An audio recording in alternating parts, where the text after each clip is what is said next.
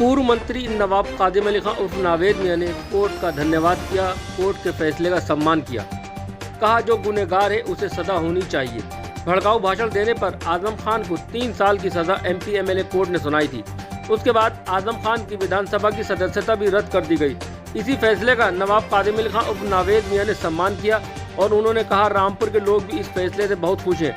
नावेद मियां ने कहा चुनाव के दौरान जिस तरह से आजम खान ने अधिकारियों के खिलाफ जहर उगला वे गलत है। चुनाव प्रत्याशियों के बीच में होता है, इसमें अधिकारियों का कोई लेना देना नहीं होता है। साथ ही साथ नावेद मियां ने कहा सबसे ज्यादा नुकसान अखिलेश सरकार में मुसलमानों को पहुंचाया है आजम खान के जरिए। नावेद मियां ने कहा 2017 से आज तक न कोई मस्जिद गिराई गई है, न कोई कब्रिस्तान खोदा गया है, न किसी मुसलमान का घर तोड़ा गया है। बहुत रामपुर में तो 2017 में ही सुकून हो गया था जैसे ही आजम और अखिलेश की सरकार गई, लेकिन मैं समझता हूं कि ये बहुत अच्छा फैसला है और यहाँ का जो कानून है, जो जुडिशरी है, उसका हमें पूरा सम्मान है और उनका जो फैसला है उसका हम खैर मकदम करते हैं, स्वागत करते हैं। और गुनहगार को तो सजा होनी चाहिए।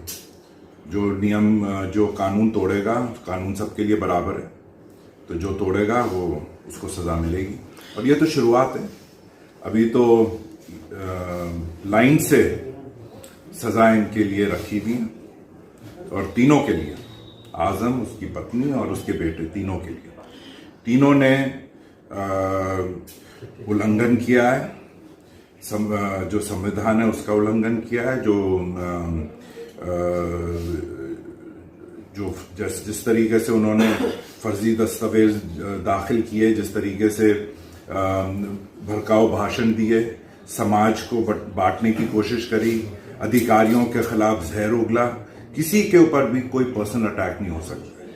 राजनीति में, मैं किसी पार्टी में, कोई और किसी पार्टी में, राजनीतिक तौर पे तो हम एक दूसरे के विरोधी हैं और नीतियों के ऊपर हम तकरीरें कर सकते हैं, लेकिन किसी के ऊपर व्यक्तिगत तरीके से या पर्सनल तरीके से किसी पे आप अटैक नहीं करते। और अधिकारियों का तो कोई लेना देना नहीं है।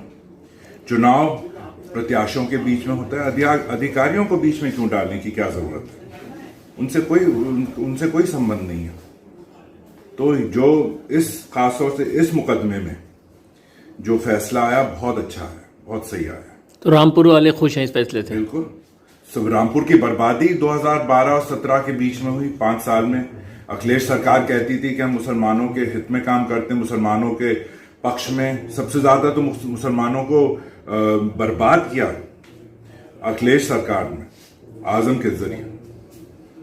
जो भी नुकसान हुआ 2017 से आज तक, मैं सिर्फ रामपुर की बात नहीं कर रहा, रामपुर जनपद में कोई एक मस्जिद नहीं टूटी, कोई एक मदरसा नहीं तोड़ा गया, कोई एक मुसलमान कब्रिस्तान को नहीं खोदा गया,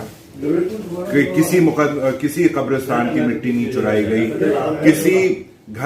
किसी मुसलमान के घर को नहीं गिराया, किसी मुसलमान के खेत को नहीं छीना, किसी मुसलमान को फर्जी स्मैक में और अलग अलग चरस के मुकदमे में नहीं रखा गया। आज तक नहीं, 2017 से आज तक नहीं हुआ ये 12 और 17 के बीच में सपा सरकार में आजम ने किया। मुसलमानों की बर्बादी ही आजम के जरिए हुई। तो मुसलमान अब सुरक्षित है? बिल्कुल सुरक्षित है। आप लोग रामपुर में रहते हैं, आप बताइए जो मैं कह रहा हूं क्या वो गलत है? कोई भी एक इसमें से चीज गलत नहीं है।